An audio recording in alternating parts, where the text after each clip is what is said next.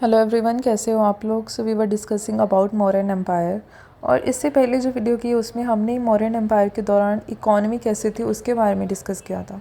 इस वीडियो में हम बात करते हैं मौर्यन एम्पायर के दौरान सोसाइटी किस तरह की थी, जो वेरियस ऑथर्स हैं, राइटर्स हैं, उन्होंने किस तरह से वर्णित किया है मौर्यन एम्पायर के दौरान की सोसाइटी को।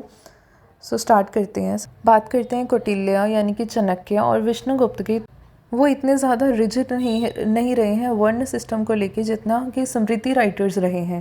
कौटिल्य की जो अर्थशास्त्र है उसमें बताया गया है कि जो शूद्रास थे वो एक तरह से आर्यन कम्युनिटी से ही आए थे, मतलब उन्हें वो आर्यंस ही मान के चल रहे थे, जो बाद में जाके जो मिलिछा से डिस्टिंग्विश हो गए थे, या फिर कह सकते हैं कि नॉन आर्यन कम्युनिटी बन गई थी। ठीक है। इसके अलावा बताया जाता है कि उस समय फिर जो वैश्य और शूद्र थे उनके बीच में जो गैप था वो अब कम होता जा रहा था। वैश्य जो मोस्टली कंसंट्रेट करते थे ट्रेड, और कुछ और जो बच गए वैश्य वो काम करते थे कल्टीवेशन का, मतलब दो तरह से काम करते थे, या तो वो ट्रेड करते थे या फिर कल्टीवेशन का काम करते थे। और जो शूद्र होते थे वो फ्यू ऑफ देम जो एग्रीकल्चरिस्ट बन गए थे, और बाकी सारे जो थे वो एक आर्टिजान्स थे। तो इन दोनों के बीच में अब जो इतना बड़ा गैप था पहले की सोसाइटी में, अब वो कम हो गया था।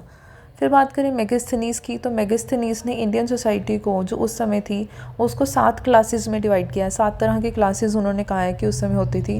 पहली थी फिलोसोफर्स, दूसरे फार्मर्स, तीसरे सोल्जर्स, चौथे थे हर्ड्समैन। हर्ड्समैन मतलब क्या होता है, ऐसे लोग जो जो डोमेस्टिकेटेड एनिमल्स को रखते हैं संभाल के या उनसे काम लेते हैं।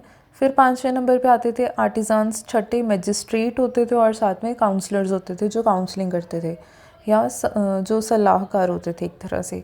ठीक है। तो क्लास जो अब मेंशन की गई है वो अब सिर्फ इकोनॉमिकली जो एस्पेक्ट को लेके नहीं, बल्कि इकोनॉमिकल एस्पेक्ट और सोशल एस्पेक्ट है उन दोनों को लेके बनाई जाती थी उस समय। उसके अलावा मेगास्थनीज ने ये स्टेट किया है कि मेगास्थनीज के अकॉर्डिंग उस समय इंडिया में स्लेवरी नहीं थी, पर कुछ सोर्सेज ऐसे भी हैं जहाँ पे बताया जाता है कि मॉडर्न रीन के दौरान स्लेवरी एग्जिस्ट करती थी।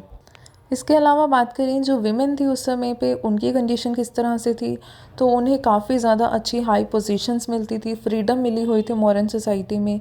कौटिल्य के अनुसार जो विमेन थी उन्हें डिवोर्स देने का या रीमैरी का अधिकार था। जो विमेन थी उन्हें काफ़ी अच्छी पोजीशंस मिलती थी, तो वो इस तरह से भी पोजीशंस मिलती थी कि वो पर्सनल बॉडीगार्ड के रूप में, जो राजा होता तो उनके पर्सनल बॉडीगार्ड के रूप में, या जो स्पाइज होते थे, ठीक है, उनके रूप में भी उन्हें वेरियस जो डाइवर्सिफाइड जॉब्स हैं उन पे देखा गया है। तो ये थी बात मौर्यन एम्पायर के दौरान की सोसाइटी के बारे में। Thank you so much.